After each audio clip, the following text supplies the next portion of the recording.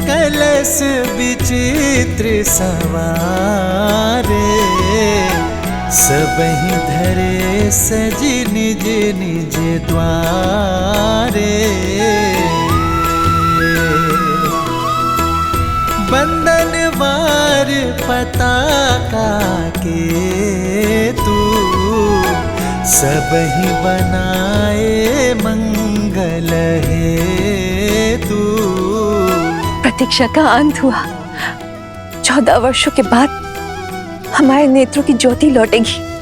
हमारे राम लक्ष्मण लौट रहे, कुल का श्रृंगार, सीता लौट रही है। सुमित्रा, रथ सज्ज करवाओ। हम समय व्यर्थ नहीं करेंगे। नंदीग्राम जाकर अपने लाल को हृदय से लगाएंगे। आपके हृदय की बात मेरे हृदय ने पहले ही सुन ली दीदी। अब तो एक एक क्षण वर्षों समान प्रतीत हो रहा है। मुझे तो जाना ही है दीदी, अपने किए का पश्चाताप करने। महारानी कह गई कि जय हो, आपने स्मरण किया? हमारे नंदीग्राम जाने का प्रबंध कीजिए। हम अभी इसी क्षण अपने राम का स्वागत करने नंदीग्राम जाएंगे।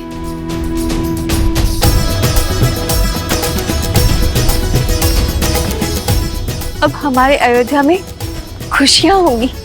आज हमारे राम का ही नहीं, अभी तो पूरी अयोध्या का वनवास खत्म होगा।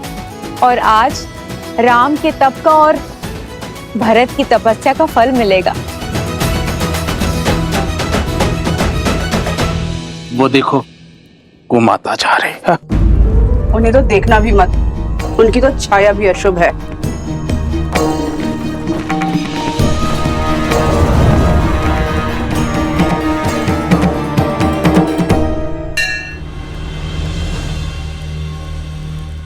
हमारे प्रिय भैया रावण, उनका वध हो गया है। राम की हार ही हमारे भाई का प्रतिशोध होगी भैया, और तुम्हारा प्रहार ही हमारा प्रतिकार होगा।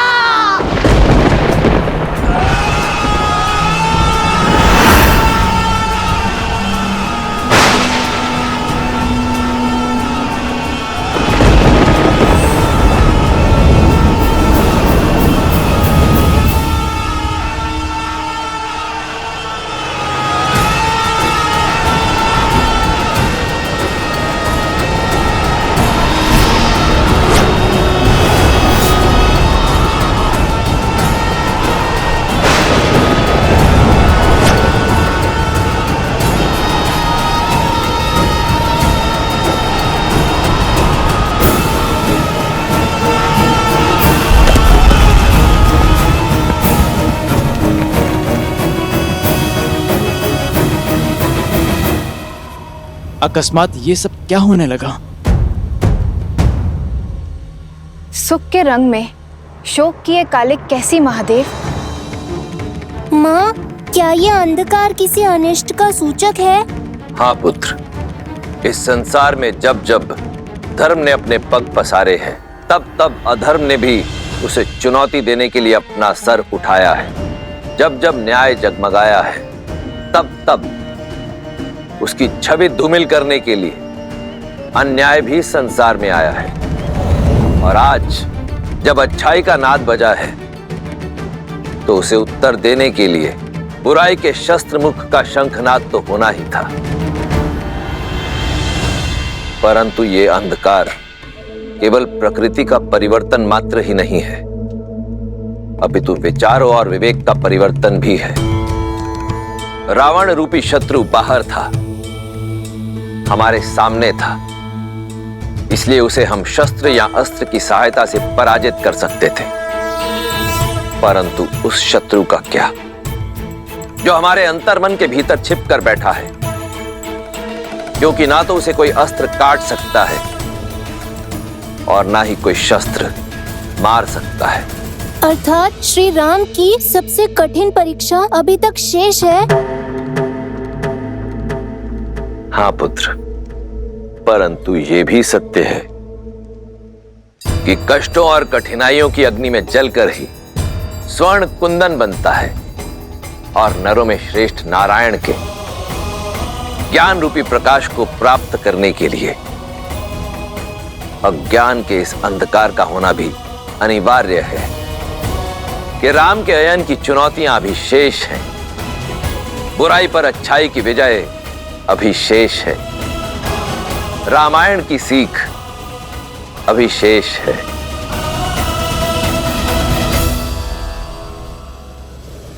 ये कैसी माया है जो उत्साह के प्रकाश को अवसाद के अंधकार में बदल रही है, जो अयोध्या प्रभु श्री राम के प्रेम और उत्साह से जगमगा रही थी, अकस्मात संदेह में क्यों डूब गई?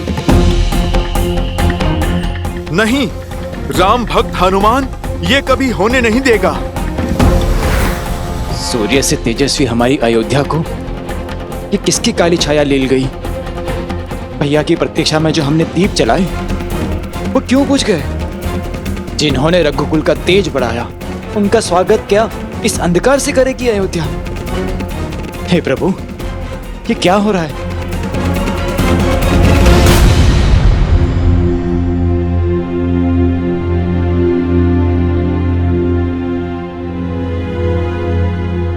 सूर्य भगवान, आप भले ही इस संसार के लिए प्रकाश के देवता हैं, पर मेरे लिए ज्ञान का पुंज हैं।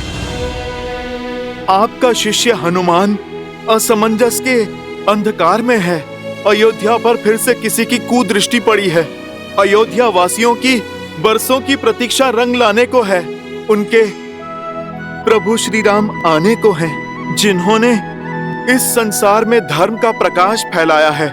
उनका स्वागत इस अंधकार से नहीं हो सकता सूर्यदेव। उनके आगमन के क्षण को तेज से भरने के लिए ये हनुमान आपका आवाहन करता है सूर्यदेव। इस काली रात्रि को जगमगाने के लिए आइए।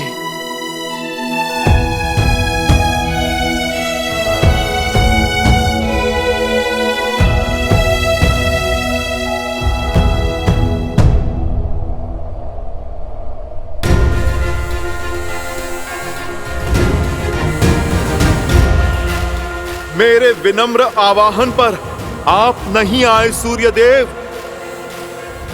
उचित कहते हैं प्रभु श्री राम, भयभीन होए ना प्रीत। जो कार्य मेरा निवेदन नहीं कर पाया, अब मेरा क्रोध करेगा। जय श्री राम। जय हनुमान ज्ञान गुण सागर, जय कपीस तिहु लोक उजागर। रामदूत अतुलित बल धामा, अंजनी पुत्र पवन सुत नामा। राम दुआरे तुम रखवारे, होत न आज्ञा बिनु पैसारे। आपन तेज समारो आपै, तीनों लोक हाथ धरे तापै। बजरंग बली हनुमान। प्रेम और विनय के शब्द आपने सुने नहीं, तो अब क्रोध का नाद सुनिए। मैं पवन पुत्र हनुमान आपको उदय होने का आदेश देता हूँ, और यदि आपने इसे भी अनसुना किया तो बालपन में जो मैंने भूल से किया वो आज जानबूझकर दोहराऊंगा। मैं आज फिर से आपको निगल जाऊंगा।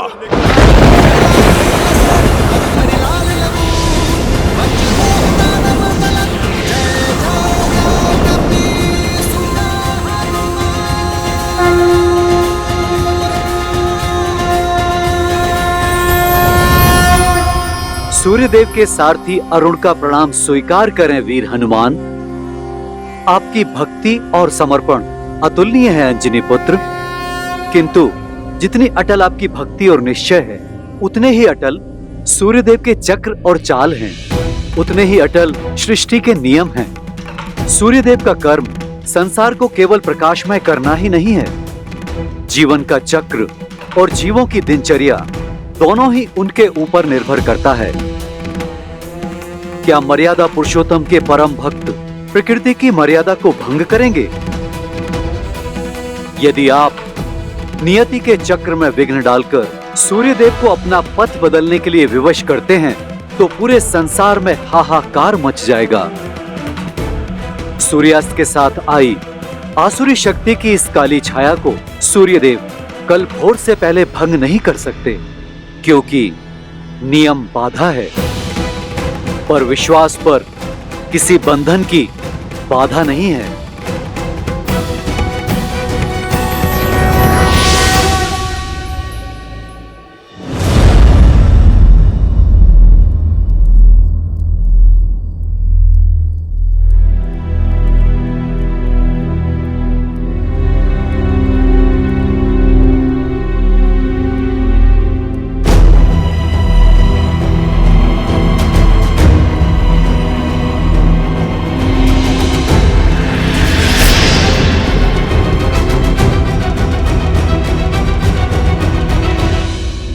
आप यहाँ क्यों आई हैं रानी कैकई?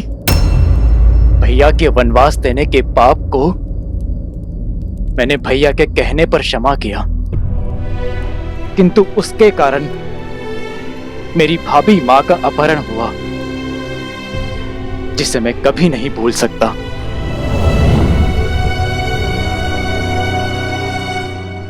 मैं क्षमा योग्य नहीं हूं भरत। मैं इसी योग्य हूं कि मेरी संतान मुझसे मुख मोड़ ले। अपने पाप का आभास है मुझे। क्षण क्षण लील रहा है मुझे भरत। मेरे कारण राम को वन वन भटकना पड़ा। मेरे कारण मेरे लक्ष्मण को निद्रा का त्याग सहना पड़ा। मेरे कारण मेरी प्यारी सीता को विरह का अपमान सहना पड़ा। मेरे कारण अयोध्या का मान घटा है। सीता को हर प्रकार का अपमान सहना पड़ा है। जो कष्ट मेरे राम ने 14 वर्षों के वनवास में झेला है, उसकी अनुभूति मुझे भी हो। इसलिए महल में रहकर भी मैंने 14 वर्षों तक वनवासी का जीवन व्यतीत किया है। जानती हूं ये दंड मेरे पापों के लिए पर्याप्त नहीं। आज ये अंधकार मेरे कर्मों के कारण है। यदि मेरी पीड़ा सच्ची है, यदि मेरा पश्चाताप सच्चा है, तो अभी इसी क्षण मेरे भीतर की अग्नि इस संपूर्ण अंधकार का अंत करेगी।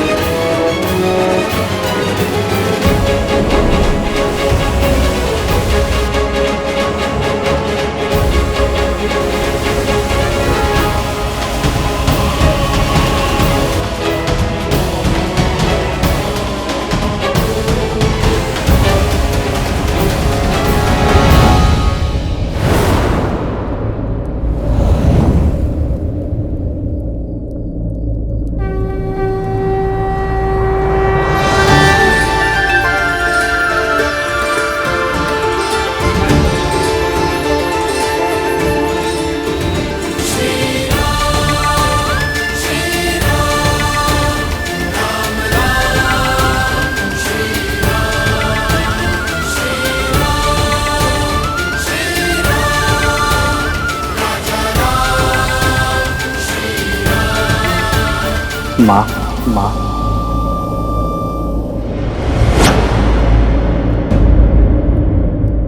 मैं मां कहलाने योग्य नहीं रहा। ये अग्नि मेरी मुक्ति है।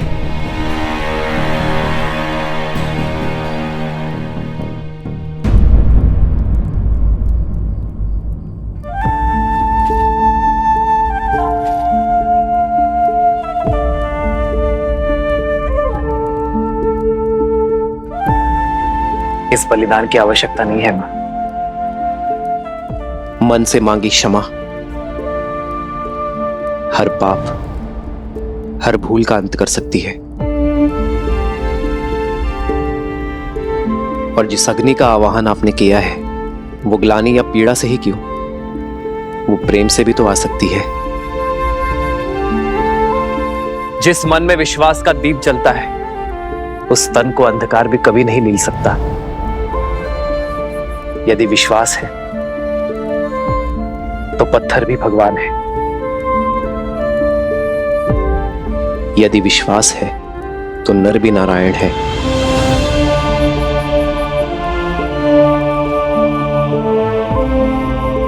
यदि विश्वास है तो सब कुछ है।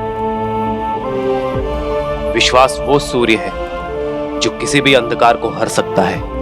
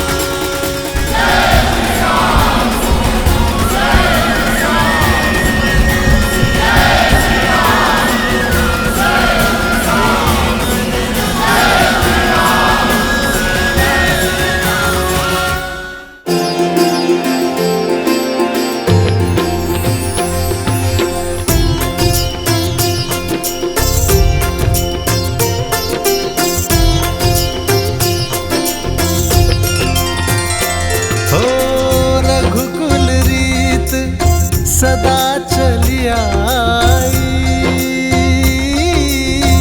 प्राण जाए पर वचन न जाए। भैया, आपके आगमन ने अयोध्या और अयोध्यावासी दोनों को आनंद के प्रकाश से भर दिया। सच्चा प्रकाश भीतर से आता है भरत। प्रकाश के लिए पीड़ा की अग्नि नहीं, प्रेम और क्षमा की ऊष्मा करुण पुकार की आवश्यकता है।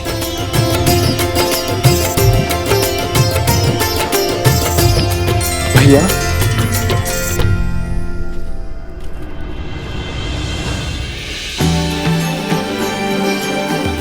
आयुष्मान भव।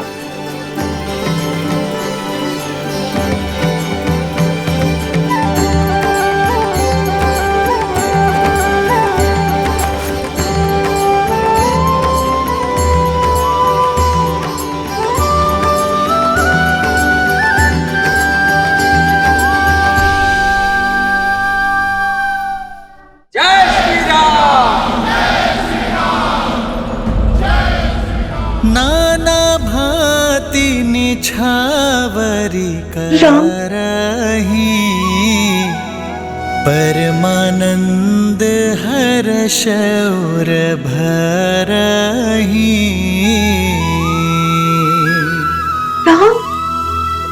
कौसल्या पुनि पुनि रघुबीरही, चितवती कृपा सिंधूर नधि रही।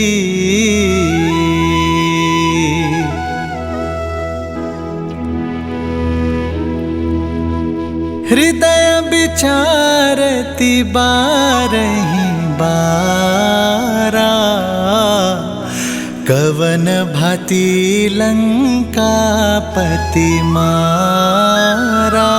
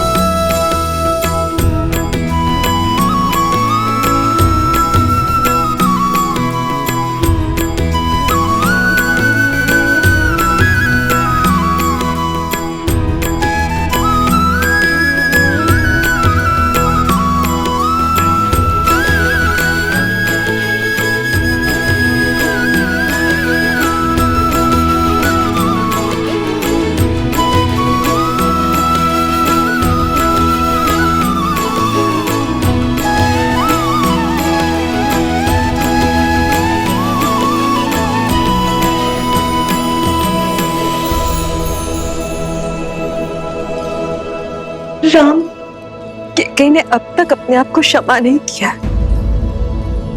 माँ कितनी भी व्यथित क्यों ना हो, संतान उसे मनाने का कोई ना कोई मार्ग खोज ही लेती है।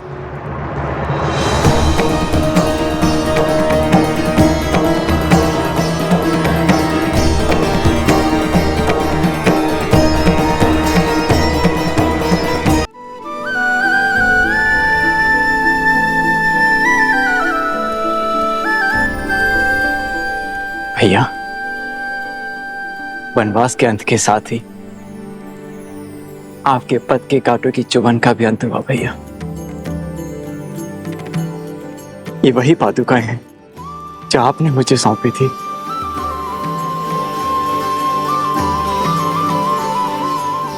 आपकी अनुपस्थिति में इन्हीं के कारण अयोध्या सुखी और सुरक्षित रही। आज मैं अपनी ग्लानि से मुक्त हुआ, अपने दायित्व से मुक्त हुआ। मेरे कारण आपके शीश से छत हटी, आपके चरणों से ये पादुकाएं दूर हुई। किंतु अब आप अयोध्या का मुकुट और ये पादुकाएं ग्रहण कीजिए।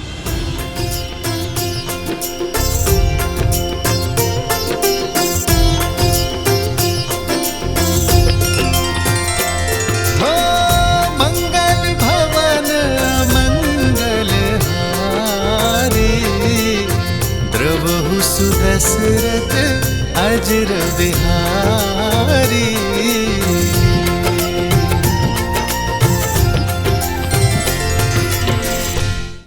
भरत, भैया,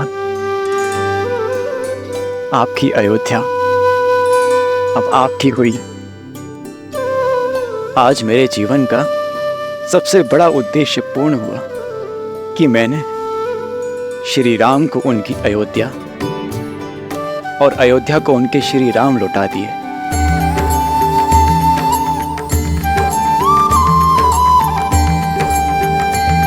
प्रजा के मुख का तेज और उनके मन का उत्साह प्रतीक है तुम्हारे परिश्रम का। एक माता की भांति तुमने हमारी मातृभूमि अयोध्या का ध्यान रखा है। नहीं भैया, मैं तो एक पुत्र की भांति माता रूपी मातृभूमि की छत्र छाया में रहा, अपने कर्तव्यों का पालन करने का प्रयास करता रहा। संतान भी क्या माता का ध्यान रख पाती? ये तो हमारी अयोध्या थी जिसने मुझे संभाला, जो मेरा संबल बनी और मुझे ममता की छांव दी।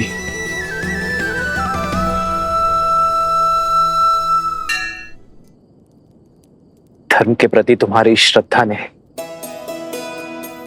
एक नई परिभाषा रची है भरत। मेरे लिए तुम्हारा प्रेम आज हमें यह सुनहरा दिन दिखाया है। तुम्हारे राज में अयोध्या सुरक्षित थी, एक थी, और अब हम इसे मिलकर आगे बढ़ाएंगे। आदर्श और मर्यादा की है ये कथा महापावनम। काट मद श्री से मिला दे श्रीमद् रामायणम, श्रीमद् रामायणम।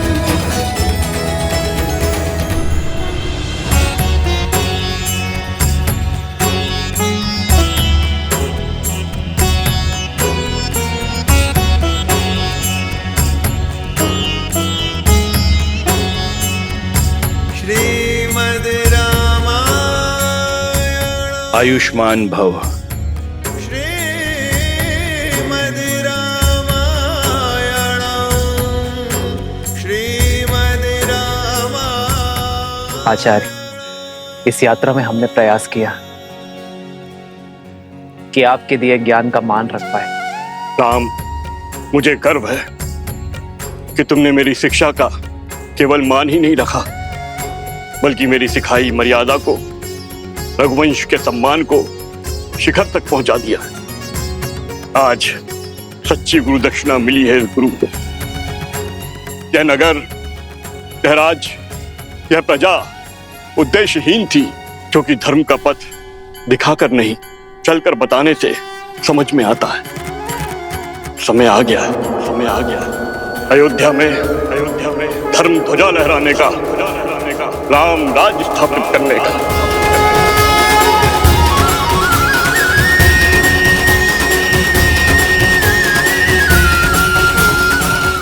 आज अमावस की रात्रि है, नगर में प्रवेश करना शुभ नहीं होगा, किंतु कल भोर प्रवेश करने के लिए सज रहना पुत्र।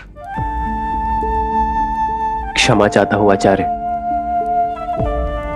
परंतु आप ही ने तो सिखाया था कि समय या मुहूर्त नहीं, व्यक्ति का मंतव्य है, उसके कर्म शुभ होते हैं। अमावस्या की ये रात्रि भी मुझे मेरे माताओं के दर्शन करने से, उनका आशीर्वाद लेने से नहीं रोक पाएगी। जिस अयोध्या की प्रजा ने 14 वर्षों तक मेरी प्रतीक्षा की है, उस प्रजा को अब एक और क्षण मैं प्रतीक्षा नहीं करवा सकता आचार्य। यदि मेरे कर्म शुभ है, मेरा मंतव्य शुभ है, तो अमावस्या की ये रात्रि भी अयोध्या के लिए उत्सव बनकर रहेगी। उत्तम। गुरु अपने शिष्य को शिक्षा देता है, यही परंपरा है, किंतु तुम्हारे जैसा शिष्य गुरु के लिए भी प्रेरणा बन जाता है। चलो, अयोध्या का राज सिंहासन अपने राजा के स्वागत के लिए प्रतीक्षारत है पुत्र।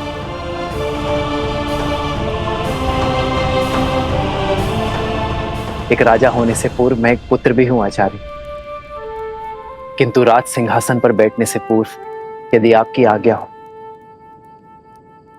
तो मैं कुछ क्षण अपनी माताओं के आंचल में बैठना चाहता हूं। उनके दर्शन किए बिना ना ये राज सुहाएगा और ना ही ये राज मुकुट। जब एक मां अपने पुत्र के घर लौटने पर उसकी आरती करती है, घर प्रवेश करती है, तो वो अपने पुत्र के तन और मन से संसार की सारी कुरीति, सारे लांछन धोती है। कर्तव्य का भार उठाने से पहले उसकी शुद्धि करती है।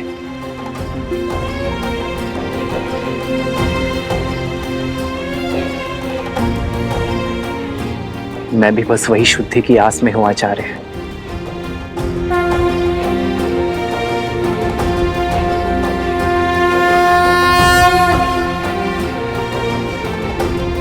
आप आज्ञा दीजिए गुरुदेव, हम जाकर गृह प्रवेश की तैयारी करते हैं।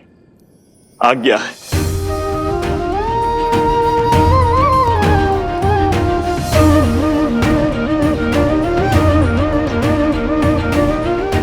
प्रभु, प्रजा की प्रतीक्षा का अंत कीजिए। हाँ भैया, अयोध्या को सुख के रंगों से रंग दीजिए।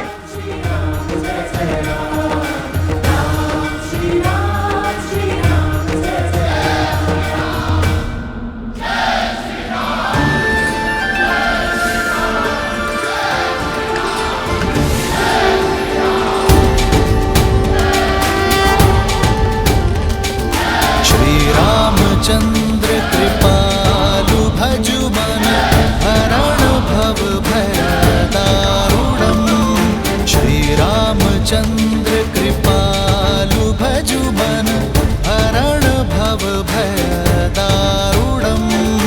नव कंज लोचन कंज मुख कर कंज पद कंजारुणम्। कंदर्प गणित अमित छवि नव नीला नीरज सुंदरम। पटपीत मानहु दड़ित रुचि सुचि नामि जनक सुतावरम। श्री राम श्री राम राम राम श्री राम।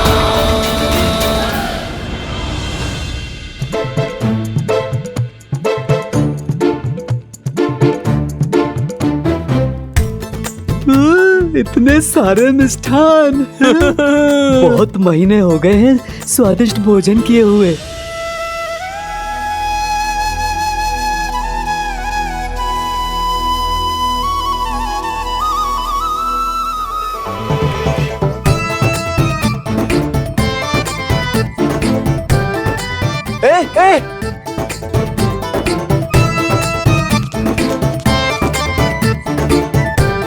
रुको रुको, ये वानर क्या कर रहे हैं?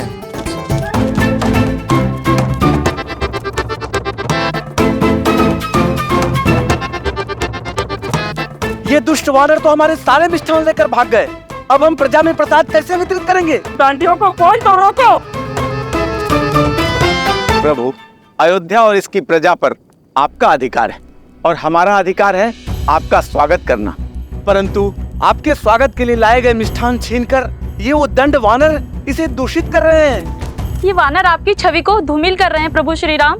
इन्हें अयोध्या से बाहर निकालिए प्रभु, ये रंग में भंग कर रहे हैं।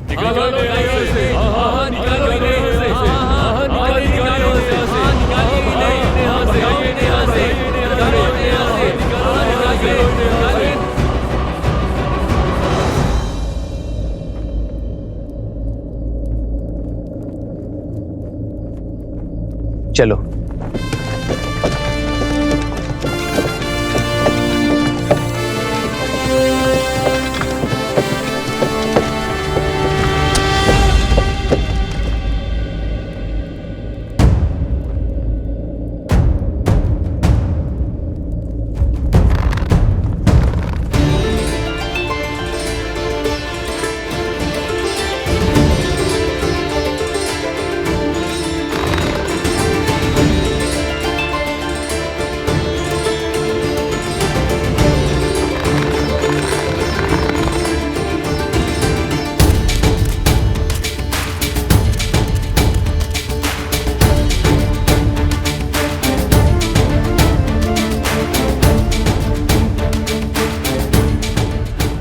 रुक जाओ, रुक जाओ।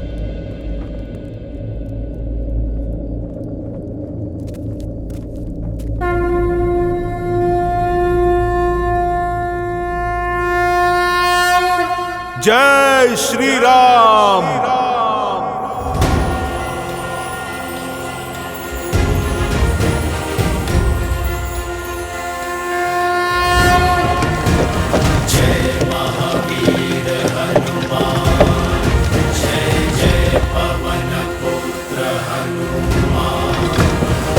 हनुमान ज्ञान गुण सागर जय कपीस तिहु लोक उजागर रामदूत अतुलित बल धामा अंजनी पुत्र पवन सुत नामा।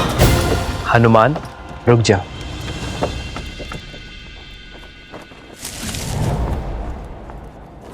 ये केवल सामान्य वानर नहीं है, ये मेरा परिवार है, मेरे रक्षक हैं। ये वो शस्त्र है जिन्होंने मुझे बाहुबल दिया।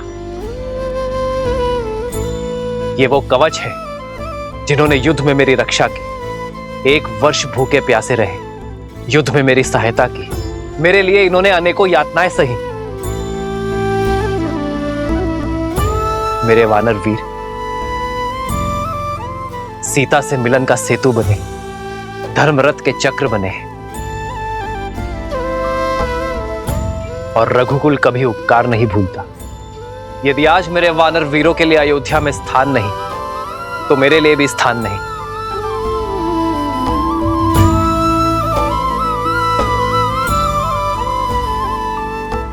यदि आज मेरे वानर वीर अयोध्या में नहीं रह सकते, तो मैं भी अयोध्या में नहीं रह सकता।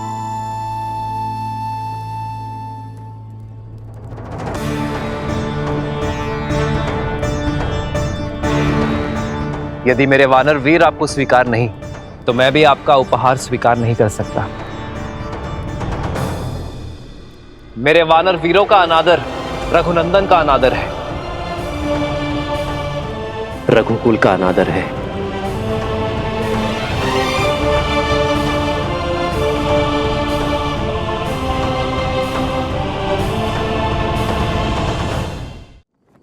वानर वीरों, हम अयोध्या की शोभा बढ़ाने आए हैं, समस्या नहीं।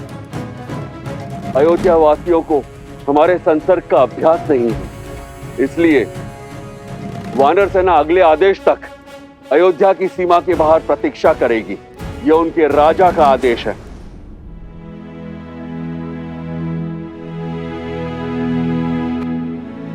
पर वानर राज, प्रभु ने अभी अभी कहा कि हम 1 वर्ष से भूखे प्यासे लड़ रहे थे।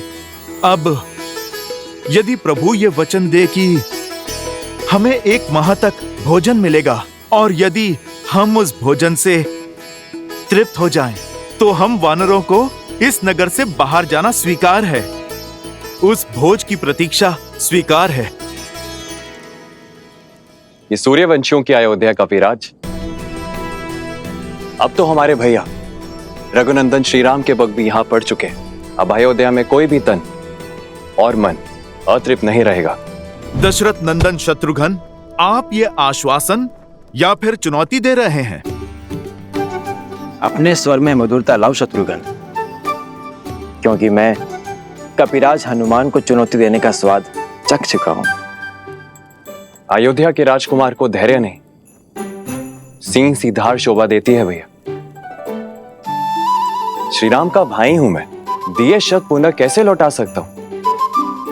अब जो शब्द मुख से निकल गए, ना ही उन्हें लौटा सकता हूं, ना ही चुनौती को। स्वीकार है।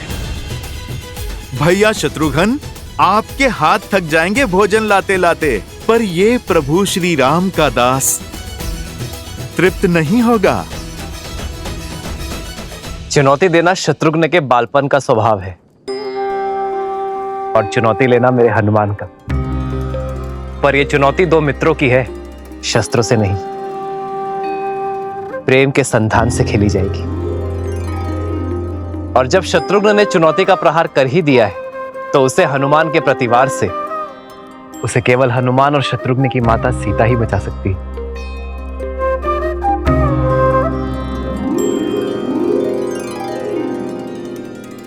माता के हाथ से ग्रास लेकर तो तृप्त हो जाओगे ना पुत्र हनुमान?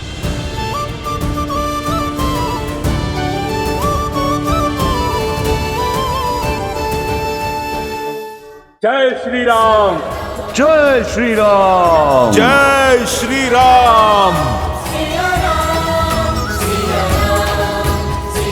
सियावर रामचंद्र की।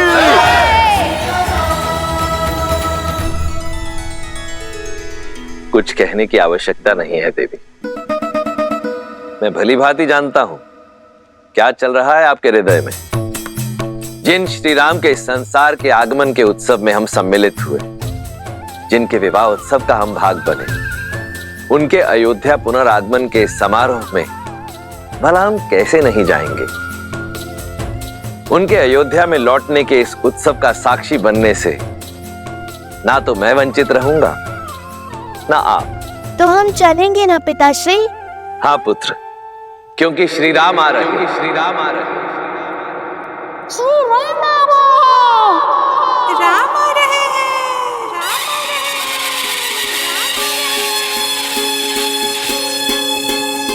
नहीं और भाई सूरज जागा पाए अमृत ये मन प्यासा, पतझड़ पीता मधुरत आई, जीवन में जैसे सुध पाई।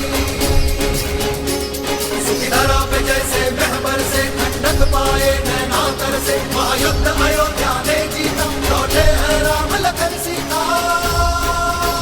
हमरे राम जी सिया पधारे सरयू के किनारे, द्वार सजाओ संग साथिया, सौभाग्य है जगरे दुख दूर भय सारे, स्वागत में नाचो संग साथिया।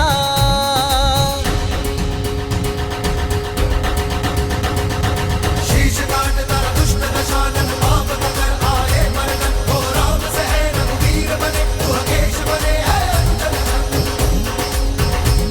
हो मिथिला कुमारी अवध वधु, संसार की अब सीता माता, दशरथ नंदन रघुराय के गुण, 10 दिशाओं में हर नर गाता, हर नर गाता। काली रात है बनी दिवाली, खुशियाँ निराली, दिए सजाओ मेरे साथी, लल्ला राम जी सिया हमारी अखियन के तारे, हम सब उतारे आरती।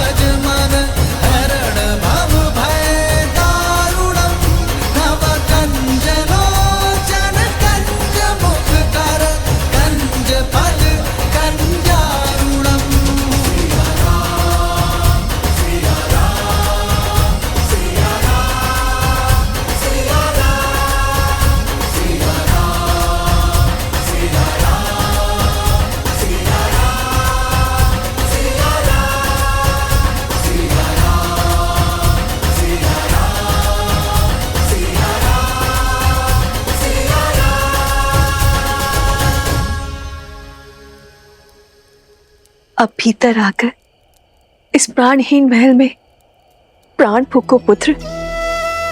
सीता के साथ गृह प्रवेश करो पुत्र।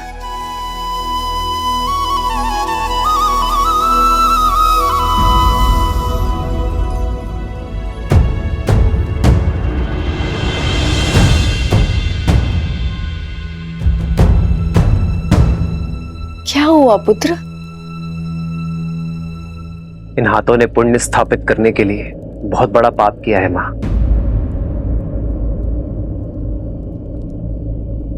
रावण का वध कर ब्रह्म हत्या के पाप से मलिन हुए। केवल आपकी आरती से ये शुद्ध नहीं होंगे मां।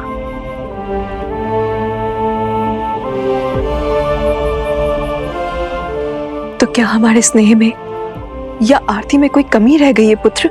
आपके स्नेह में कोई कमी नहीं है मां, कमी है माताओं की उपस्थिति में।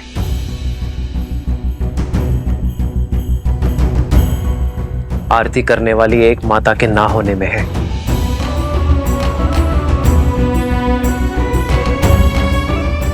इस आरती के लिए मेरी माता कैकेयी के 2 हाथ कम पड़ गए माता। कैकेयी के दुख और लज्जा का भान नहीं है तुम्हें। कहती है फिर तुम्हें कभी मुख नहीं दिखाएगी। उसे भय है कि तुम्हारा सामना करने में वो सक्षम नहीं।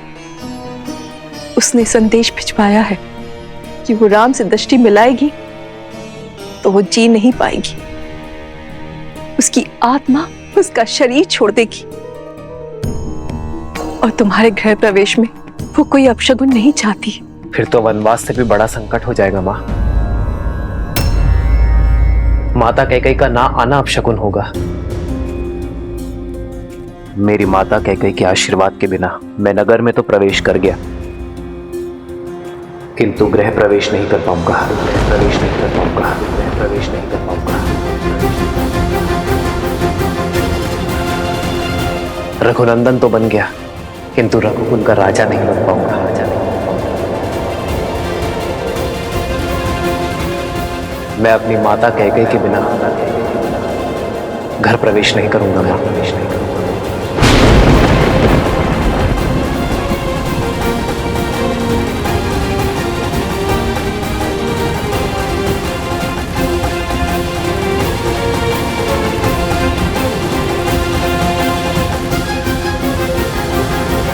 राम, आपकी प्रतीक्षा केवल रघुकुल का यह आंगन ही नहीं, अयोध्या का हर आंगन कर रहा था। प्रजा की प्रतीक्षा को परीक्षा में न बदलो पुत्र, आगे बढ़ो। माता कैकेयी की उपस्थिति के बिना कैसे आगे बढ़ूं आचार्य? जिस माता ने बालपन से अपने हृदय में बिठाया, उन माता कैकेयी की अनुपस्थिति में अयोध्या का राज सिंहासन कैसे संभालूं?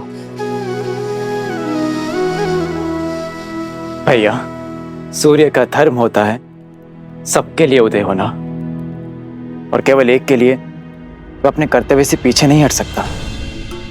लज्जा का भार ममता पर हावी है, और इसीलिए रानी कैकेयी ने स्वयं को एक कक्ष तक सीमित कर लिया है। जब मन में ही ग्लानि हो तो आशीर्वाद के लिए हाथ कैसे उठ सकते हैं? और केवल उनके लिए आप अयोध्या की प्रजा को आशीर्वाद देने उठे हाथों की उपेक्षा नहीं कर सकते। आइए ना भैया, गृह प्रवेश कीजिए ना। घर क्या होता है भरत? दीवारें, छत, या वो आश्रय जो सुविधाओं से तो भरा है, किंतु उसमें प्रेम का वास नहीं। घर का प्रारंभ होता है मां से, और यदि माता का मन ही अशांत हो तो घर शांत कैसे हो सकता है भरत? यदि आज मैं अपनी माता की लज्जा का अंत ना कर पाया तो उसी ग्लानि का अंग बनना स्वीकार है मुझे। माता कैकेयी के आशीष के बिना मैं गृह प्रवेश नहीं करूंगा। राम, तुम्हारे कर्म और विचार दोनों शुद्ध हैं। तुमने अधर्म का अंत कर धर्म की ध्वजा लहराई है। संसार का तारक स्वयं ग्लानि के सागर में कैसे डूब सकता है? किस काम के मेरे वो सुकर जो मेरे माता के मन की पीड़ा न हर सके। जो माता की पीड़ा न समेट पाया वो प्रजा का कष्ट कैसे हर पाएगा आचार्य? श्री राम उचित कह रहे हैं आचार्य। इस समय पुत्र का कर्तव्य राजा के दायित्व से बड़ा है।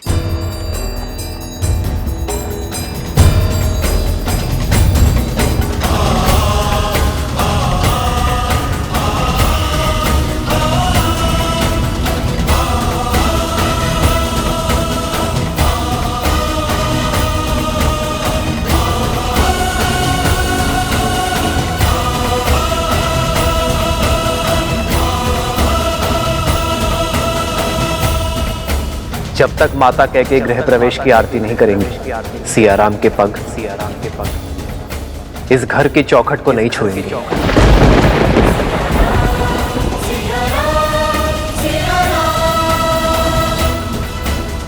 हमें महारानी कैकेयी को बुलाना ही होगा, अन्यथा सूर्यवंश, सूर्य सा तेजस्वी राम खो बैठेगा।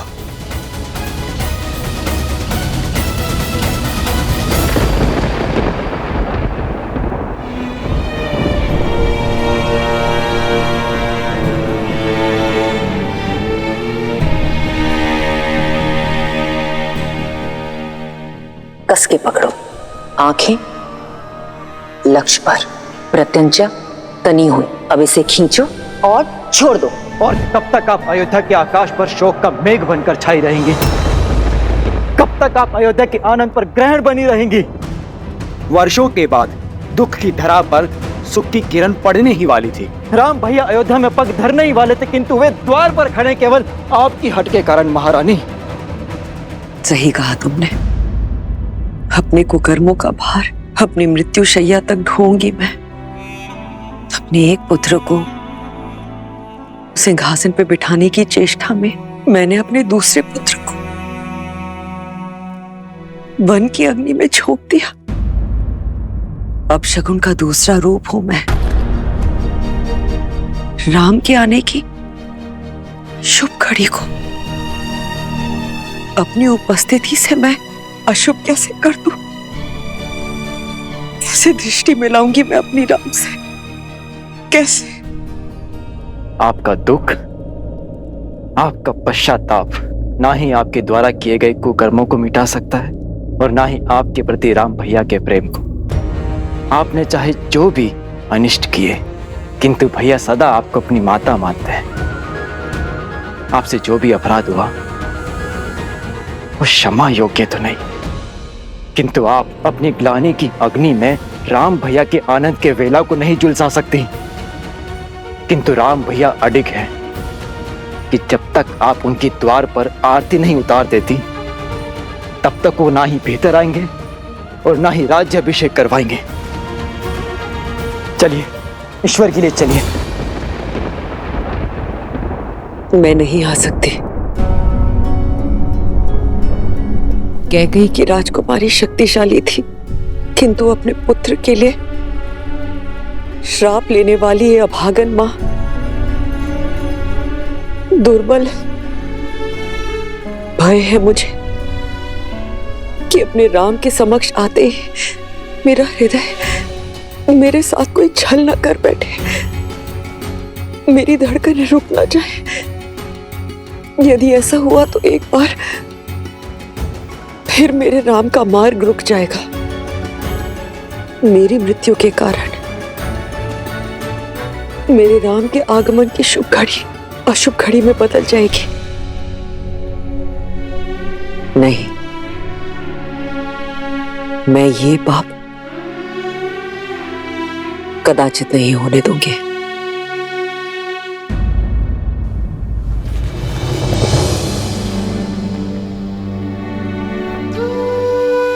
आज प्रेम के आगे ग्लानि को झुकना ही होगा। आपको चलना ही होगा। नहीं चल सकती मैं भरत, क्षमा कर दो मुझे। समझाओ मेरे राम को कि मेरा मन और विवेक मेरे वश में नहीं।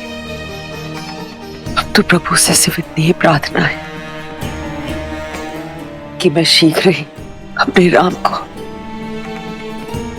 राज सिंहासन पर बैठे हुए देखूं। उसके पश्चात मैं निश्चित रूप से अपने प्राण त्याग सकती हूँ।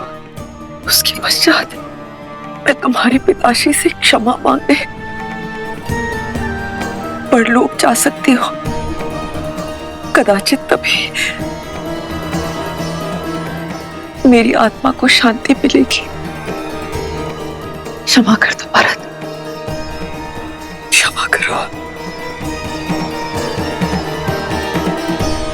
निर्बलता के इस क्षण में कैकेयी को विश्वास दिलाने का बल देना नारायण, कैकेयी को राम की दृष्टि मिलने का संबल और उसे आशीर्वाद देने का साहस देना। राम के लिए, अयोध्या के लिए कैकेयी का चित्त शांत करना होगा आपको। उसे ये विश्वास दिलाना होगा कि उसका आशीर्वाद श्राप नहीं, अयोध्या की कल की नींव है। हे भगवान, हमें तारिए। 14 वर्ष तक अयोध्या ने प्रतीक्षा के आंसू पिए हैं। इस प्रतीक्षा का अंत कीजिए। अब क्या होगा?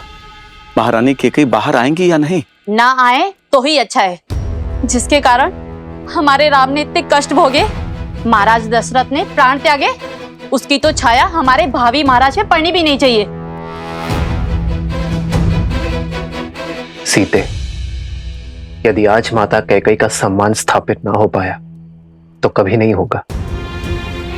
संसार यही कहेगा कि अपनी पत्नी का मान बचाने के लिए महायुद्ध लड़ने वाला राम अपनी मां का सम्मान ना बचा पाया। जो भक्त ग्लानि के बेड़ियों में बंधे हो, वो आपके पास कैसे आएंगे आर्य? जब जड़ें सूखी हो तो केवल पत्तों पर पानी डालने से वृक्ष हरा नहीं होता। जड़ों को सींचने से उसके प्राण जागते हैं। आप पहले भी कर चुके हैं आर्य। पहले माता अहिल्या थी, अब माता कैकेयी। आपको उनके सोए हुए मन को जगाना होगा आर्य। यदि पत्नी तुम जैसी धर्मात्मा हो तो व्यक्ति के लिए कोई लक्ष्य संभव नहीं है सीते। धन्यवाद। श्री राम राम राम श्री राम। महल के स्थान पर ये कहाँ चले गए श्री राम? कहाँ चले गए श्री राम?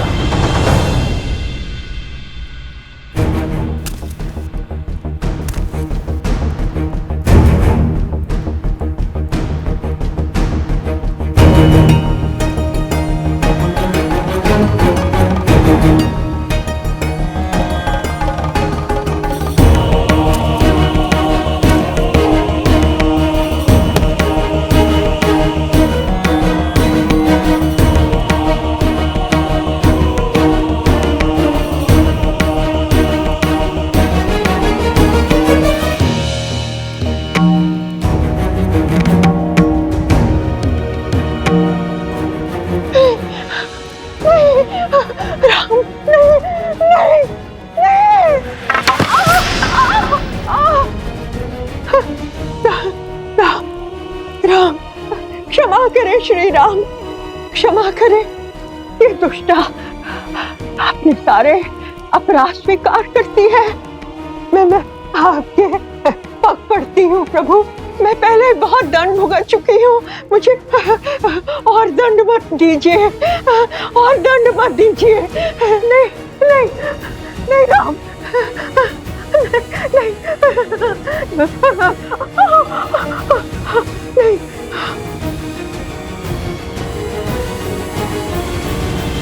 क्या श्री राम क्षमा करेंगे इसे? इतना करने के पश्चात तो रावण को भी क्षमा नहीं मिली थी। इसे तो जितना दंड मिले उतना कम है। यही तो थी जिसने महारानी कैकेयी के मन में अधर्म का, अन्याय का और ईर्ष्या का बीज बोया। प्रिय गणेश, माना कि मंथरा के बोल ही श्री राम के कष्टों का कारण बने, परंतु श्री राम ये बात भली भांति जानते हैं, क्षमा परमो धर्म, क्षमा ही सबसे बड़ा धर्म है। श्री राम रूपी ज्ञान की गंगा में गोते खाने के लिए सज्ज हो जाओ पुत्र।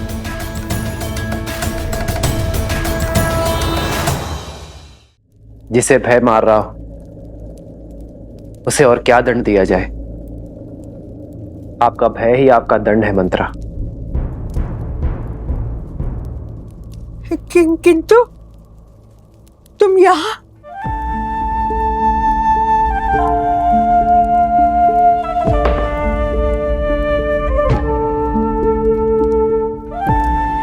मैं आपको क्षति पहुंचाने नहीं, मुक्ति दिलाने आया हूं। कैसे नर हो राम? मुझ पर क्रोध नहीं आता? अयोध्या के 14 वर्ष के दुष्काल का कारण हूं मैं। तुम्हारे वनवास का कारण महाराज दशरथ की असमय मृत्यु का आधार हूं मैं। मेरे इन अपराधों को दंड देने का मन नहीं चाहता। आपने कुछ नहीं किया मंत्रा, ये तो नियति थी, समय था जो ऐसा चाहता था। आप तो केवल निमित्त है मंत्रा। यदि आप नहीं करती तो कोई और करता, किंतु होता यही, ये राम वनवास ही जाता।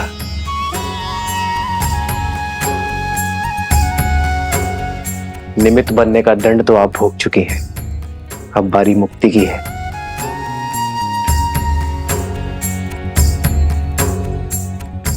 आइए आइए मंत्रा।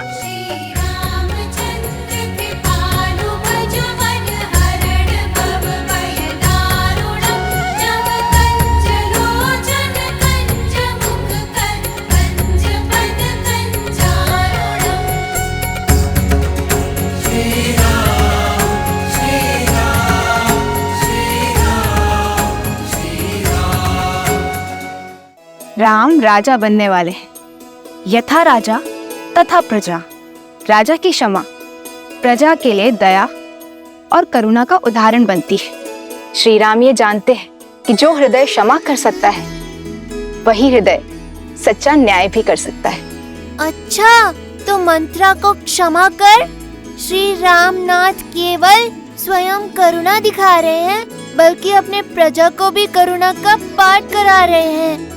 हाँ पुत्र, श्री राम वो राजा नहीं जो केवल युद्ध जीतकर अपनी शक्ति और राज्य का विस्तार करे।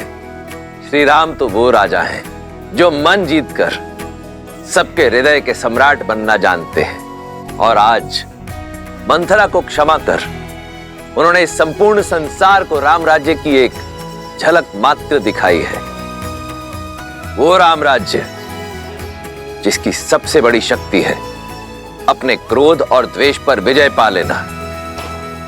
अपने इस कृत्य से श्री राम ने संसार को यह दिखा दिया कि एक राजा का सबसे बड़ा बल है क्षमा करना।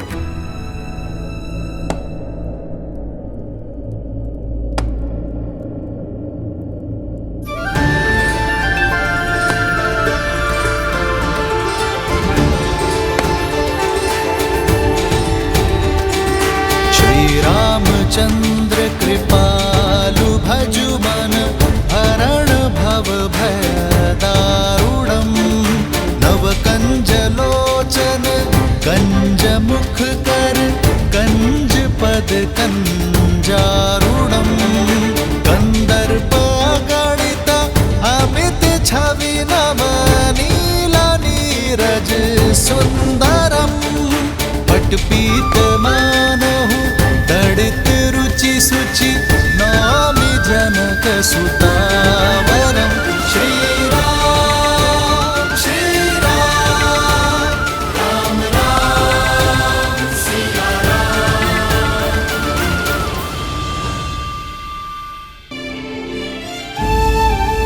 जो प्रणाम करते हैं उन्हें आशीष दिया जाता है, और हमें आपसे केवल एक ही आशीष चाहिए माँ, कि हम अपने कैकेयी माता के आशीष से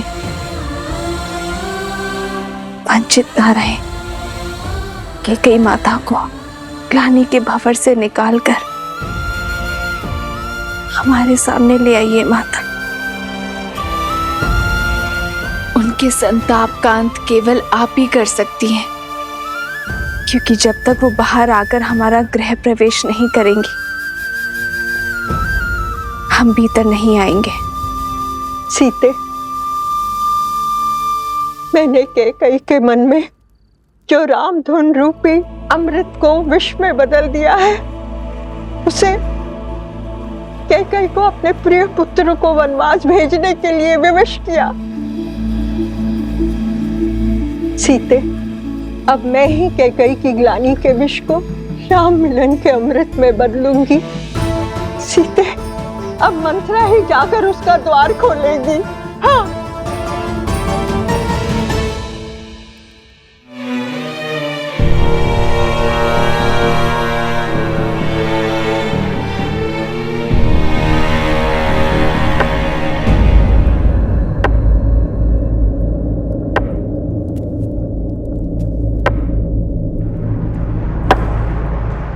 रुक जाओ।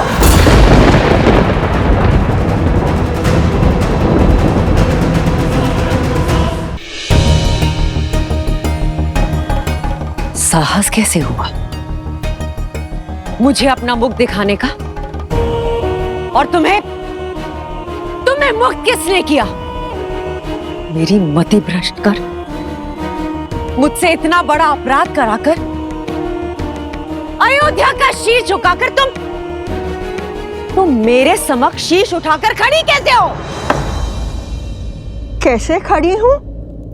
ये प्रश्न तब नहीं पूछा जब तुम्हारे बचपन से अपना घर, अपना परिवार, अपना संसार छोड़कर दिन रात केवल तुम्हें संभालने के लिए खड़ी हुई थी। कितनी अभागन हूं मैं, जिसे अपनी संतान की भांति पाला, वही मुझे अपराधन मानती है, जिसे प्रेम की छांव में रखना चाहा, उसी के क्रोध का पात्र हूं मैं। कैकेयी, क्या भूल थी मेरी? ना मैं अयोध्या की पुत्री, ना बहू। कैकेयी से आई, किंतु तुम्हारी भांति अयोध्या की ना बन पाई। यही भूल थी ना मेरी। अपने राष्ट्र का प्रभाव, उसका मान बढ़ाना चाहा, उसकी शक्ति बढ़ानी चाहिए। यही थी मेरी भूल। ये सब केवल तुम्हारे लिए किया कैकेयी, केवल कैकेयी राज के लिए किया। परंतु इस राष्ट्र प्रेम का परिणाम क्या मिला? 14 वर्ष का कारावास। भरत को गए हुए कुछ क्षण भी नहीं हुए थे कि महाराज ने राम को युवराज घोषित कर दिया। ऐसा कुछ करो कि महाराज स्वयं तुम्हारे पास आए। अयोध्या के सिंहासन पर अब राम नहीं, भरत बैठेगा। भरत बैठेगा। राम के लिए 14 वर्ष का वनवास। कुछ नहीं सुनना है मुझे, कुछ नहीं सुनना है। चली जाओ यहां से। हाँ कैकेयी, चली जाऊंगी अयोध्या से, किंतु एक चिंता साथ लेकर जाऊंगी कि मेरी पुत्री कैकेयी का क्या होगा।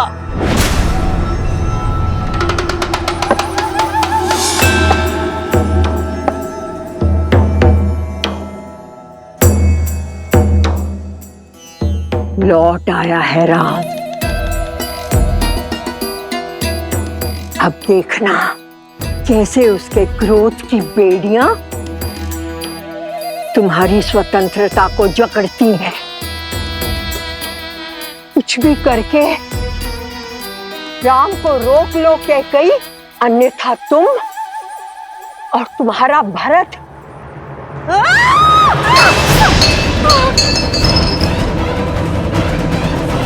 जिस पुत्र मोह और जिस संबंध के कारण तुमने मेरी स्वर्ग जैसी अयोध्या को नर्क बना दिया, आज उस संबंध को तोड़ता हूं मैं रघुकुल कुमार भरत तुम्हारा परित्याग करता हूं। कैकई, पत्थर पर भी वर्षों तक जल पड़े तो उसका आकार बदल जाता है, किंतु तुम, इतने वर्षों में भी तुम्हारे भीतर का विष कम नहीं हुआ। तुम दंड की नहीं, श्राप की अधिकारिणी हो। मेरी स्वर्ग जैसी अयोध्या पर नरक की छाया हो तुम। नहीं। मेरे घर परिवार पे जो विष के मेघ बरसाए हैं तुमने, उसके लिए आज मैं कैकई तुम्हें श्राप देती हूँ कि आज से तुम्हारा नाम पाप, बुराई, अधर्म और अंधकार से ही जोड़ा जाएगा।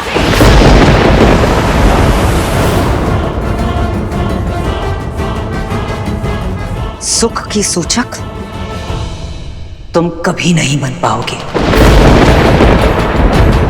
और मृत्यु के पश्चात भी अपने कर्मों के कारण तुम्हारी आत्मा अग्नि में झुलसती रहेगी।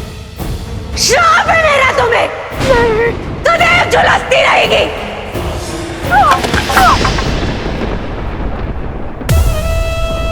दासी हूं ना, जो स्वामी दे सर माथे पर। जाते जाते भी कैकई केवल तुम्हारे हित के बारे में सोचूंगी। तुम्हारा लाभ ही मेरे जीवन का उद्देश्य है।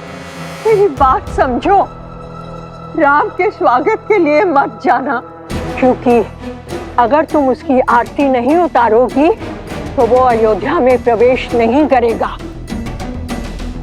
उसे राजा मत बनने दो कैकई, क्योंकि यदि वो सिंहासन पर बैठा तो तुम्हारा अंत निश्चित है। केवल तुम ही हो जो राम के उज्जवल भविष्य को अंधकार में डाल सकती हो। केवल तुम ही उसे अयोध्या का नरेश बनने से रोक सकती हो कैकई। मत जाना, मत जाना।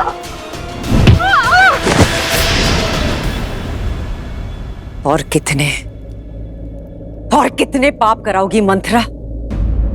खेद है मुझे कि मैंने कभी तुम्हें अपनी माता माना था।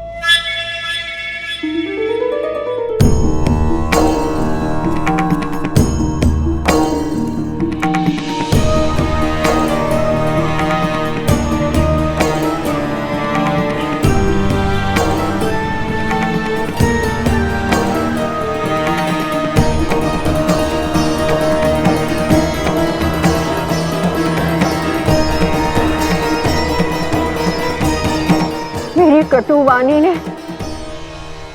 कुछ तो शुभ कार्य किया। तुम्हारे मन को मैं समझती हूँ कैकई। इस पाप की कोठरी में मेरे दुष्ट भाव ने तुम्हें डाला था, किंतु मैं जानती थी कि मेरे कटु वचन ही तुम्हें इससे बाहर निकालेंगे। कैकई की दृष्टि में दोषी बनकर मैंने राम काज पूर्ण कर दिया। प्रभु, क्षमा तो दे चुके हो, अब दया दृष्टि दीजिए प्रभु। अपने चरणों में शरण दीजिए प्रभु, अपने चरणों में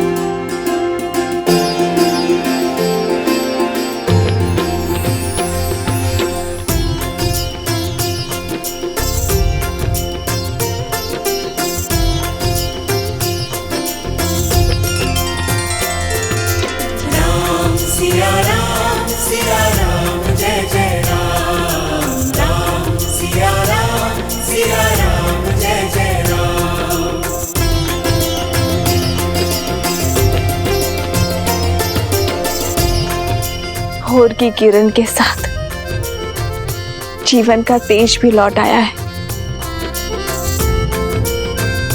कैकेयी माता आ गई है आर्य।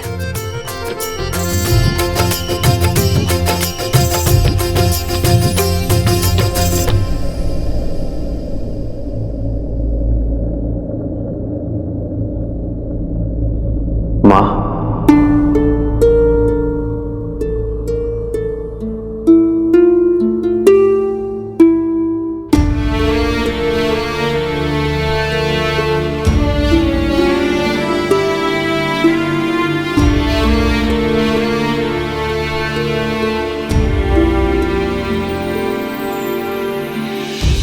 ग्लानि के आंसू है गंगा जल, कह के प्रभु करते अभिनंदन। मुख मुस्कान हृदय में, कैकेयी त्रास हरे रघुनंदन। माँ का श्राप भी वर से कम ना, हर सपूत श्री राम सबन्ना। राम मेरे राम मेरे राम मेरे राम, राम प्रभु राम श्री राम। मेरी माता के ये अश्रु मेरे लिए पवित्र गंगा जल से पावन है। इन अश्रु को हाथों में लेकर ब्रह्म हत्या का पाप मेरे हाथ से धुल गया। माँ, आशीष नहीं देंगी माँ?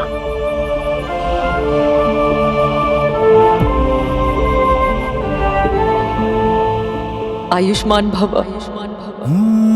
मंगल भवन अमंगल हारी, द्रवहु सुदशरथ। मुख नहीं दिखाना चाहती ना?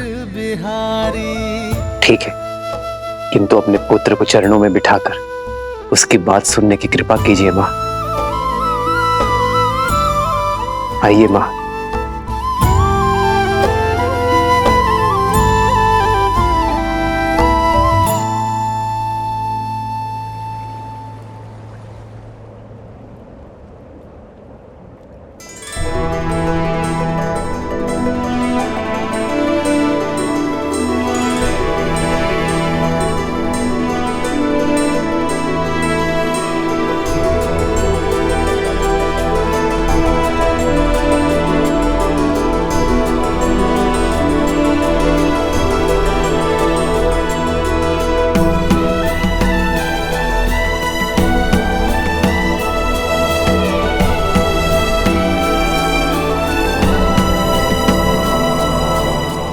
बैठिए माँ।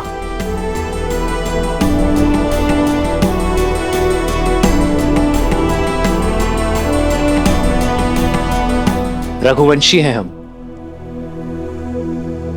वो वंश जिसका इतिहास धर्म, वीरता और समर्पण की नींव पर रखा गया है, और जिनसे हमें यह नाम मिला वो पितामहों के पितामह महाराज रघु एक महान योद्धा थे। स्वयं देवताओं ने उनके सत्य और शौर्य की प्रतिमा को स्वीकार किया है। महाराज भागीरथ जो अपने पूर्वजों के तर्पण के लिए स्वयं शिवलोक पहुंच गए, नारायण को प्रसन्न कर उनके चरणों से गंगा बहाई, फिर ब्रह्मदेव से उसे उनके कमंडल में धारण करवाया।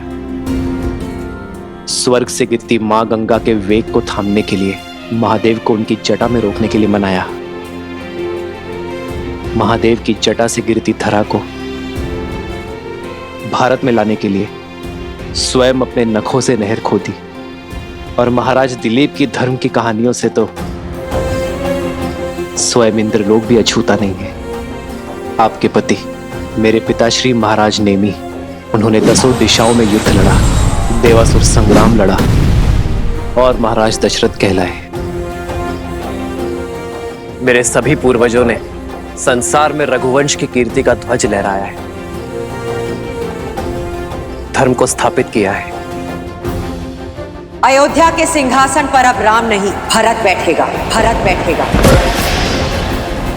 राम के लिए 14 वर्ष का वनवास।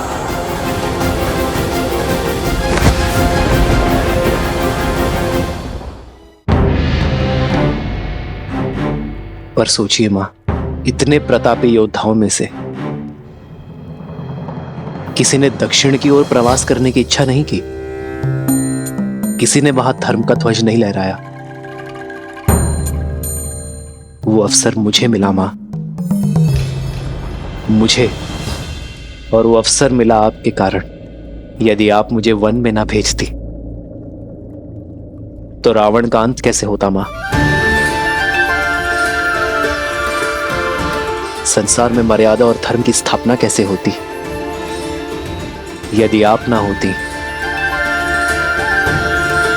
तो इतना बड़ा समाज, मेरे वानर वीर, रीछ, असुर, ये सभी धर्म और ज्ञान की गंगा से वंचित रह जाते मां। मां, यदि आप ना होती तो समस्त दक्षिण आज उत्तम धर्म का सुख नहीं भोग पाता मां। मां, आपका दिया ये वनवास समस्त आर्यवर्त के लिए वरदान बना। वो आप ही थी जिन्होंने महाराज दशरथ से लड़कर हम भाइयों को गुरुकुल भेजा। मां, वो आप ही थी जिन्होंने रावण का अंत और मर्यादा की स्थापना का आधार रखा। ये जो मेरे मित्र हैं, मेरे सहायक, मेरे वानर वीर, जिन्होंने मेरी रक्षा की, ये केवल मेरा राज्य अभिषेक देखने नहीं आए हैं मां, केवल यहां भोज खाने नहीं आए हैं। ये उस माता के दर्शन करने आए हैं जिन्होंने 14 वर्ष का एकाकीपन काटकर भी अपने पुत्र को समाज और धर्म की रक्षा के लिए भेजा। जिसे आप अपराध समझ रही हैं, वो मेरे वानर वीरों के लिए उद्धार बना। इतना घोर लांछन सहने पर भी आपने संसार में मर्यादा और धर्म की स्थापना में योगदान दिया है मां।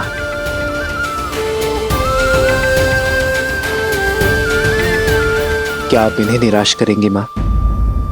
मुझे ना सही, इन्हें तो अपने दर्शन का लाभ दे दीजिए, इन्हें इनकी यात्रा का प्रसाद दे दीजिए मां।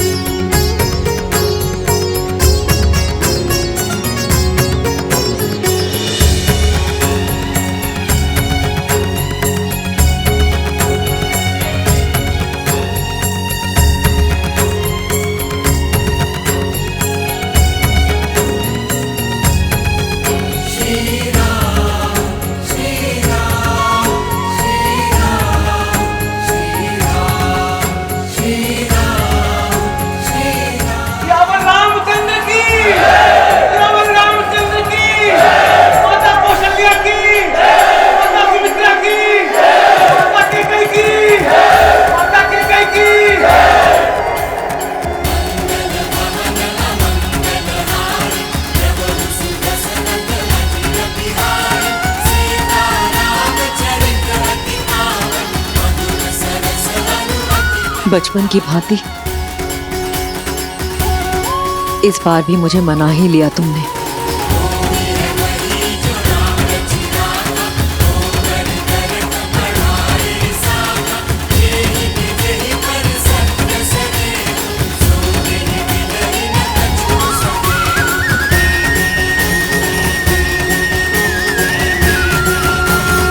कराए दक्षिण का उद्धार,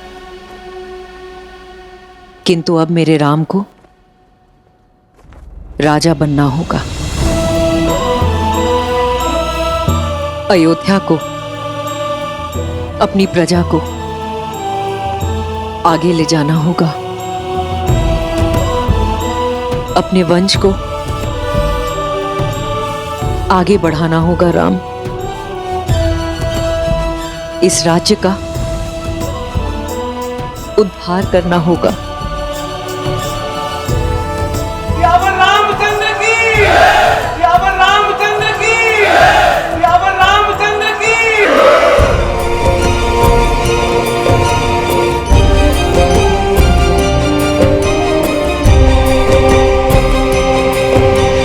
आगे अश्रु होने चाहिए माता। सत्य कहा तुमने सीता। मेरे कारण अयोध्या पर जो कलंक और ग्रहण लगा था, आज अयोध्या उससे मुक्त हुई है।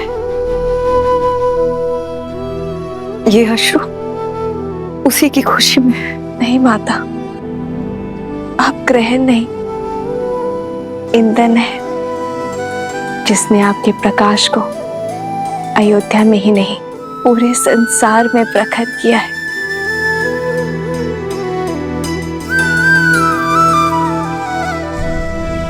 भरत भैया, सबके मन हल्के हो गए हैं। अब आप भी अपने मन का भार उतार दीजिए। नियति के लेख का दंश माता को मत दीजिए भैया, क्षमा कर दीजिए उन्हें।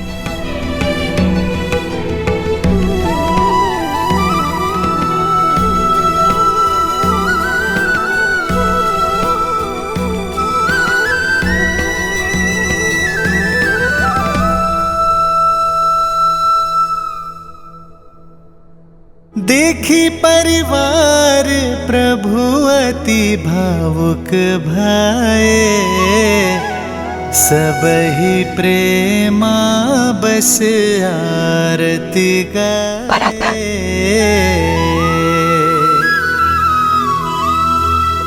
आगे सिया रामा सुख पाए, मनहु मोह माया मिटाए।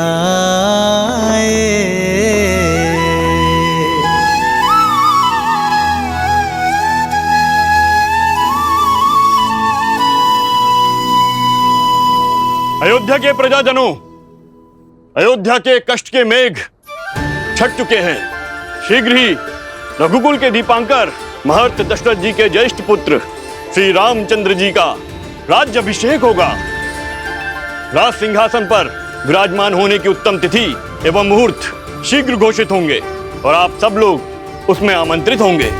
श्री रामचंद्र जी के राज्याभिषेक की तैयारियों में जुट जाइए। रामचंद्र की, रामचंद्र की। रघुपति रामचंद्र की, रघुपति रामचंद्र की। माता सीता की, माता सीता की।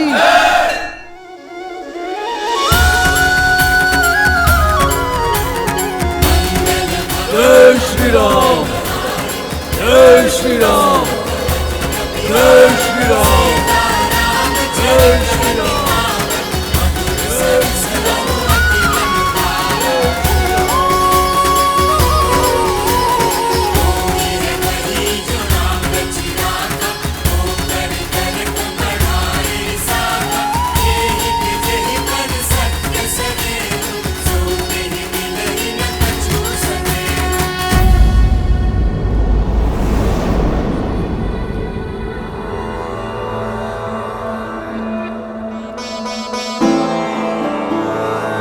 राम,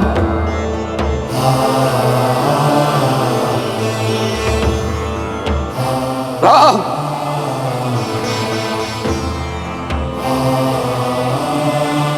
भरत आपके लिए कुछ भेंट लाया पिताश्री। मेरे पुत्र में इतनी अद्भुत प्रतिभा है, आशा करता हूं बाण भी उतने ही वेग से चलाते होंगे।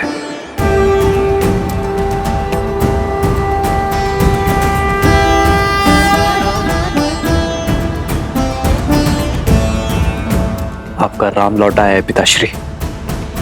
अपना दायित्व पूर्ण करके किंतु आज आपके सामने रावण का वध करने वाला योद्धा नहीं खड़ा है, अपने पिता की आज्ञा का पालन कर लौटा पुत्र खड़ा है।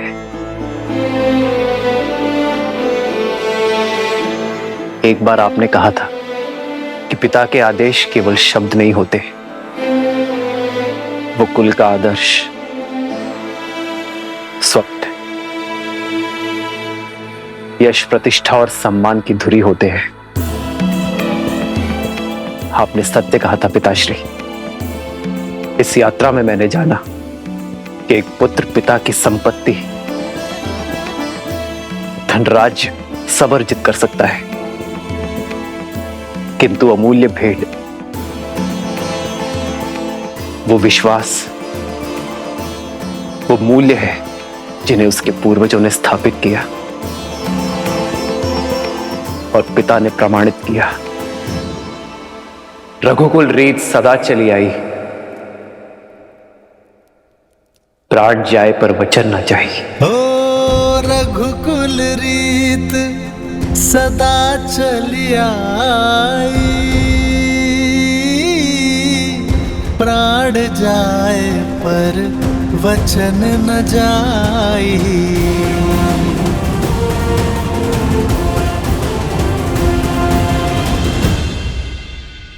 मित्र, इतना समय हम आपके साथ रहे, आप हमें जानते हैं और हम आपको।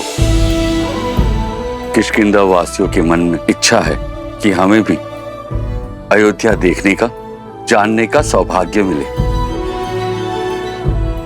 हाँ प्रभु, हम सबने अयोध्या के बारे में बहुत सुना है और अब प्रभु जानना चाहते हैं। अवश्य हनुमान, कुछ क्षण आप सभी विश्राम कर लीजिए, मैं स्वयं आप दोनों को अयोध्या भ्रमण के लिए ले जाऊंगा। 14 वर्ष बीत गए, मैंने अपने राज्य का भ्रमण, अपने अयोध्या के दर्शन नहीं किए। महर्षि मुग्दल के स्वागत के साथ अयोध्या भ्रमण भी हो जाएगा। दीदी,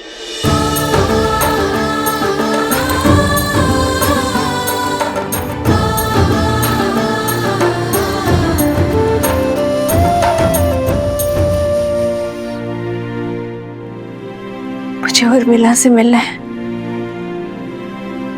कैसी है वो? कहाँ है वो? वो तो अब तक सोई हुई है, वर्षों से आंख नहीं खोली, अपने पति को दिए हुए वचन का पालन कर रही है।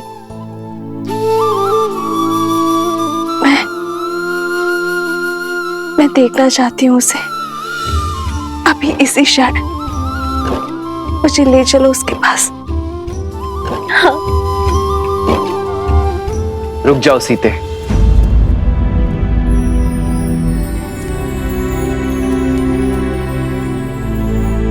उर्मिला का प्रण पूरा होना अभी शेष है सीते। उर्मिला अपनी निद्रा केवल लक्ष्मण की उपस्थिति में ही तोड़ सकती है। जाओ लक्ष्मण, और जाकर अपनी पत्नी से मिलो। तुम्हारे और उर्मिला के सम्मिलित प्रण के कारण ही मेरा और सीता का प्रण पूरा हो पाया है।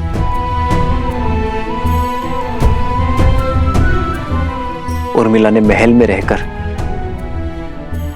इस घोर निद्रा का दंश भोगा है, किंतु अब सेवा और संकट का समय समाप्त हुआ मेरे भाई। अब तुम्हारा प्रथम कर्तव्य अपनी गृहस्थी संभालना है। ये शुभता पूर्वजों के गति के कारण आई है। जाओ लक्ष्मण, और उर्मिला को निद्रा से जगाओ।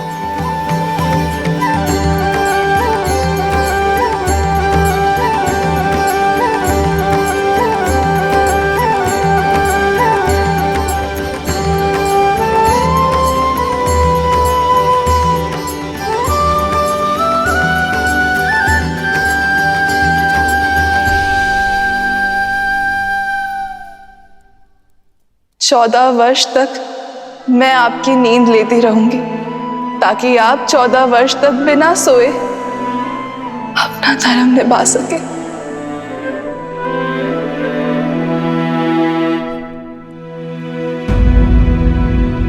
किंतु जो इतने वर्षों से नहीं जागी हैं, वो अभी जागेंगे क्या? मुझे तो बहुत घबराहट हो रही है। श्रुतकीर्ति, निद्रा 4 प्रकार के होते हैं: परिश्रम, मदिरा, मोह और दुख। परिश्रम से आई निद्रा सूर्य के प्रकाश से खुलती है। मदिरा से ऐसी निद्रा आती है जो चेतना के जागने से खुलती है। मोह की निद्रा ज्ञान प्राप्ति से खुलती है। और दुख से आई निद्रा मृत्यु का कारण बनती है।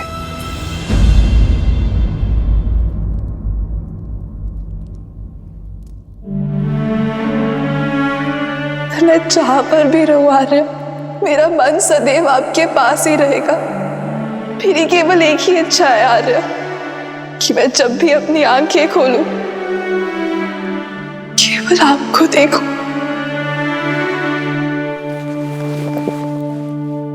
उर्मिला, कैसी अभागन हूं मैं। मेरे लक्ष्मण और उर्मिला मेरे कर्मों का भुगतान कर रहे हैं। नहीं मां, उर्मिला की निद्रा कोई श्राप नहीं है। ये तो उसका तप है, प्रेम की शक्ति है। उर्मिला केवल अपनी निद्रा ही नहीं, लक्ष्मण की निद्रा भी ले रही है। ये तो निद्रा देवी का आशीर्वाद है लक्ष्मण और उर्मिला दोनों को।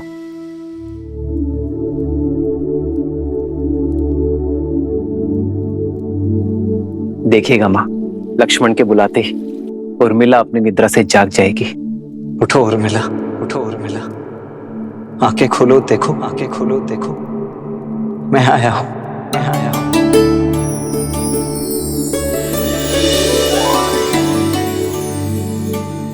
आर्य, आप, हे महादेव, आपके वनवास के प्रस्थान का समय हो गया। आपके प्रस्थान हेतु सहायता करने के बजाय अपनी निद्रा पूरी कर रही थी। क्षमा कीजिए आर्य। कैसी क्षमा उर्मिला, अब किसी को कहीं नहीं जाना है। पर पिताश्री का वचन और राम भैया का प्रण पूरा हुआ उर्मिला। भैया का भी और तुम्हारा भी। अब एक प्रण मेरा है। जहां भी रहूंगा सदा तुम्हारे साथ रहूंगा। तुम्हारे प्रेम के सबल ने मुझे बहुत बल दिया है उर्मिला। इसके लिए बहुत बहुत धन्यवाद, कोटि कोटि धन्यवाद। क्या आप सच में 14 वर्ष तक अपलक जिए, बिना निद्रा के निकाल लिए? तुमने भी तो यहाँ 14 वर्षों तक बिना भोजन के बिताए हैं उर्मिला। तुम्हारी निद्रा ने मेरी थकान को हर लिया और मेरे भोजन ने तुम्हारे शरीर को पोषण दिया। दाम्पत्य जीवन का ये आदर्श, यही तो भैया ने हमारे माध्यम से संपूर्ण संसार को दिया है कि पति पत्नी दोनों एक दूसरे के पूरक होते हैं, जीवन के भी, प्राणों के भी और समर्पण के भी। और तुम्हारे समर्पण का तो कोई मूल्य ही नहीं है उर्मिला।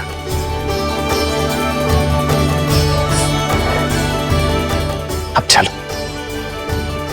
पूरा परिवार, समस्त अयोध्या और विशेषतः भाभी माँ तुमसे मिलने के लिए अत्यंत व्याकुल है। मैं भी आ रही हूँ। आओ दीदी।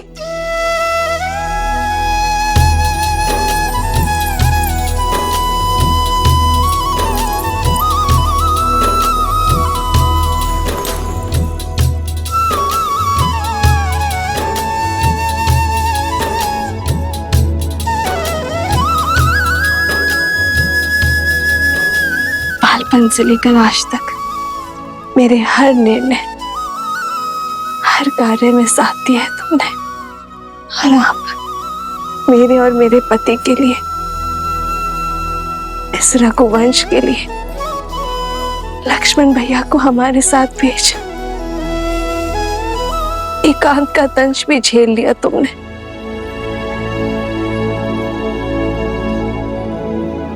ना जाने ये ऋण कैसे चुका पाऊंगी मैं।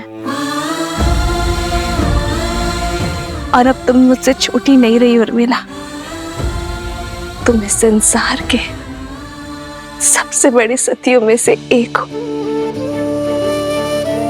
मैं वो चंद्रमा हूँ जो अपने दीदी के प्रकाश से तेज पाता है। मैं आपसे कभी बड़ी हो ही नहीं सकती दीदी। और रही बात बहनों के बीच, ऋण की बेड़ी नहीं, आलिंगन का बंधन होता है।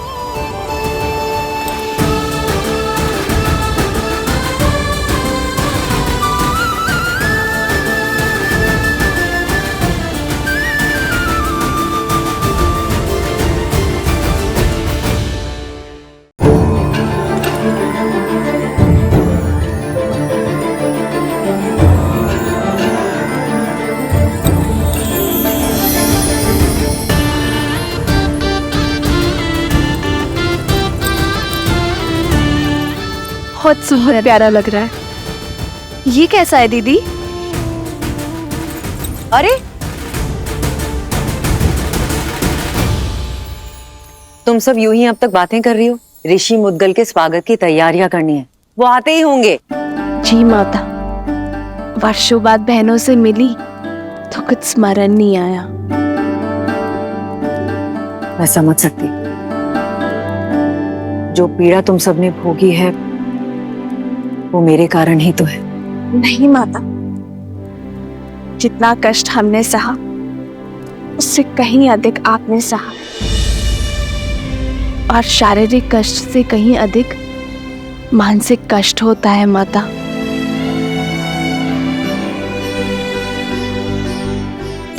धन्यवाद मेरी पुत्री, किंतु अब कष्ट के और पीड़ा के दिन समाप्त हुए। प्रसन्नता से ऋषि मुद्गल का स्वागत करते हैं, उनसे उपदेश लेते हैं। जो कष्ट और पीड़ा मेरे पुत्रों ने भोगी, वो मेरे पोतों को ना भोगनी पड़े।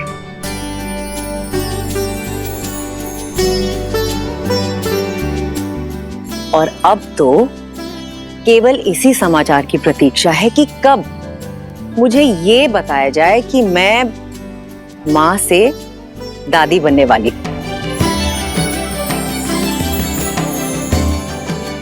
अरे तुम सब यूं ही शर्माती रहोगी या चलोगी मेरे साथ? शीघ्र चलो और गुरुजी का आशीर्वाद लो। जी।